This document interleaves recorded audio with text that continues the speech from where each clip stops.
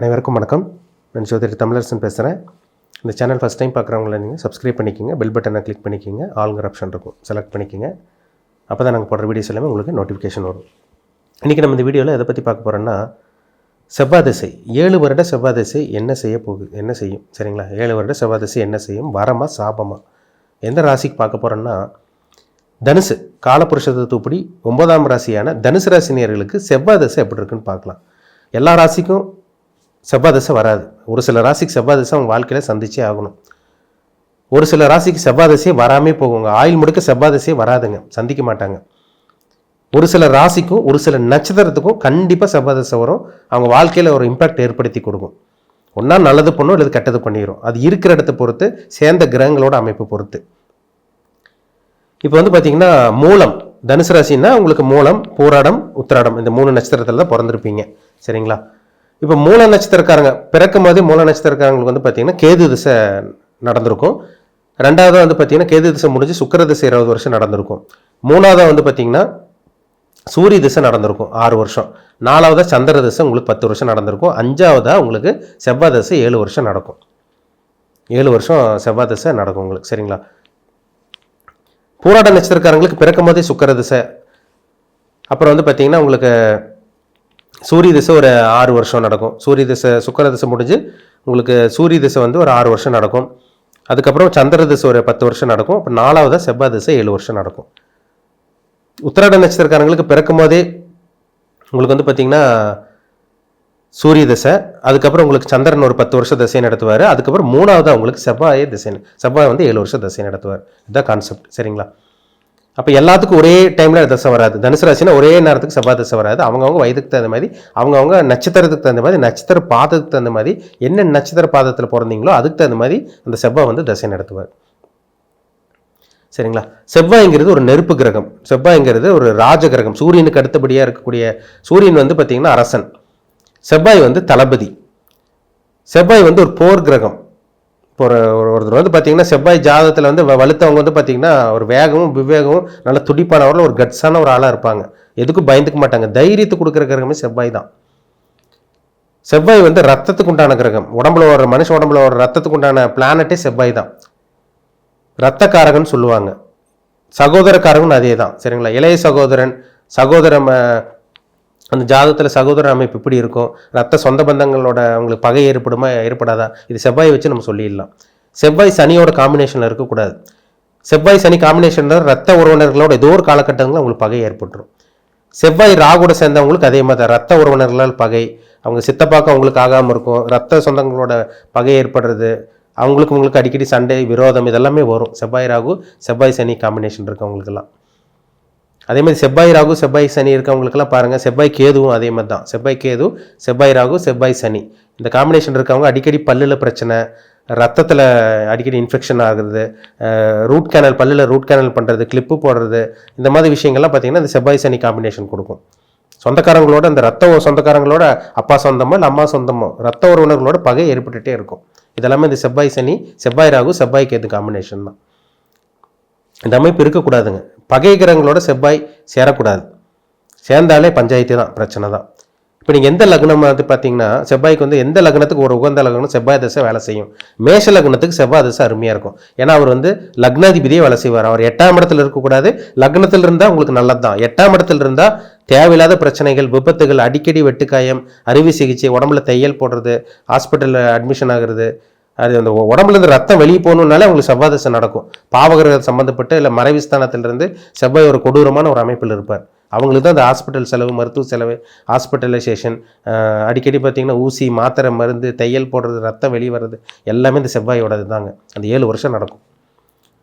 மேஷ லக்னத்துக்கு செவ்வாய் 8ல் போகக்கூடாது. லக்னத்தில் இருந்தால் கூட நல்லது. சுபகிரகம் தொடர்பு இருந்துச்சுன்னா கண்டிப்பாக ஜாதகர் ஒரு ஸ்ட்ராங்கான ஒரு ஆளாக இருப்பார். சுபகிரகம் சம்பந்தம் கண்டிப்பாக இருக்கணும்.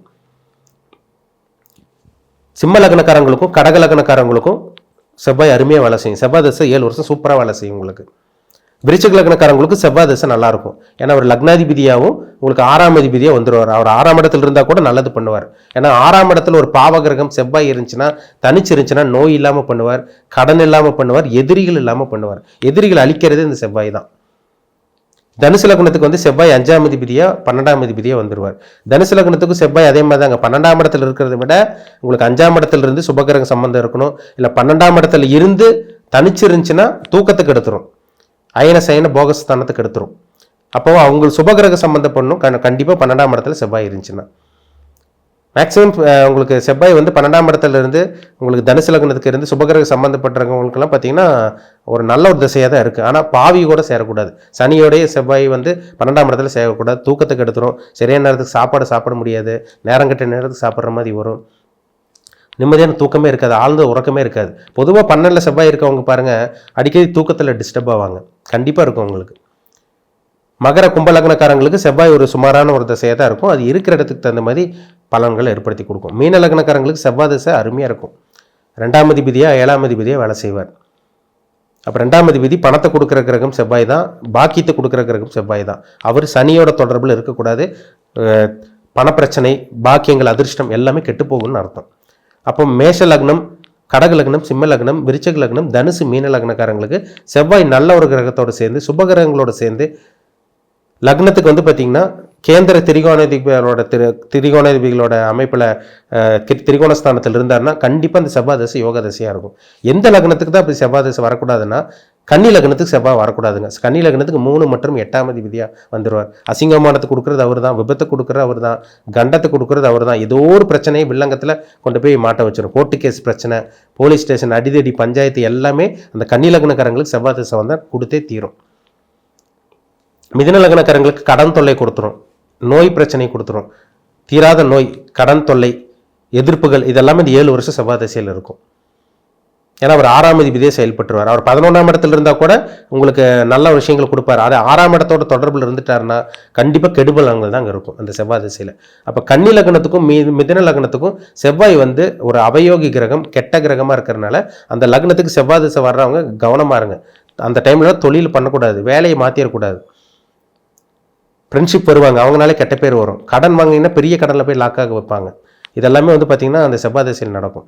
அசிங்கமானம், விபத்து, கேவலப்படுறது, தொடர்ந்து தோல்வி சந்திக்கிறதெல்லாம் பாருங்கள் கன்னி மிதுன லக்னக்காரங்களுக்கு செவ்வாய் திசை நடந்துகிட்டு இருக்கும்.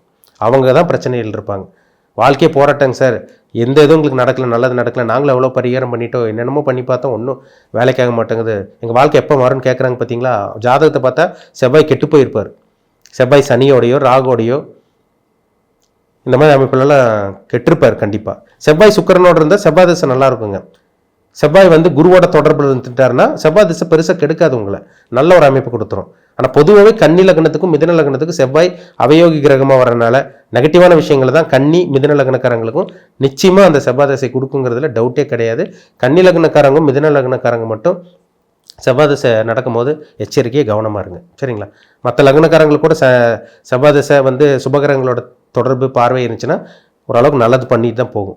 பொதுவாகவே மேஷ லக்னம், கடகம், சிம்மம், விருச்சிகம், தனுசு, மீனம் இந்த லக்னத்துக்கு கண்டிப்பாக செவ்வாய் திசை ஒரு நல்ல ஒரு திசையாக இருக்கும். ஆனால் அவர் வந்து பாவகிரகத்தோட சனியோடைய ராகுடைய சேராமல் இருக்கிற வரைக்கும் நல்லது. சேர்ந்துட்டாருன்னா அவரால் யோகத்தை செய்ய முடியாமல் போயிடும். அவ்வளோதான் டிஃப்ரென்ஸ், சரிங்களா. உங்கள் பிறப்பு ஜாதகத்தில் செவ்வாய் எப்படி இருக்காரு, உங்களுக்கு சாதகமாக பாதகமாக, உங்கள் வயசு என்ன, நீங்கள் என்ன நட்சத்திரம், தனுசு ராசி நீங்கள் என்ன நட்சத்திரத்தில் பிறந்திருக்கீங்க, இப்போ உங்கள் ஏஜ் எப்படி, ஏஜ் என்ன பிளானட்டோட இம்பேக்டில் இருக்கீங்க, இதெல்லாமே உங்கள் பிறப்பு ஜாதகத்தை பார்த்து தெரிஞ்சுக்குங்க. மீண்டும் அடுத்த பதிவில் சந்திக்கும் வரை உங்களிடமிருந்து விடைபெறுவது உங்கள் ஜோதிடர் தமிழரசன். இந்த சேனல் பிடிச்சிருந்தா உங்கள் நண்பருக்கு உறவினருக்கும் ஷேர் பண்ணுங்கள், லைக் பண்ணுங்கள், சப்ஸ்கிரைப் பண்ணுங்கள், பெல் பட்டனை கிளிக் பண்ணிக்கோங்க, ஆளுங்கிற ஆப்ஷன் இருக்கும் அதையும் செலக்ட் பண்ணிக்கோங்க. அப்போ தான் நாங்கள் போடுற பதிவுகள் எல்லாமே உங்களுக்கு நோட்டிஃபிகேஷன் வரும், சரிங்களா. நன்றி, வணக்கம்.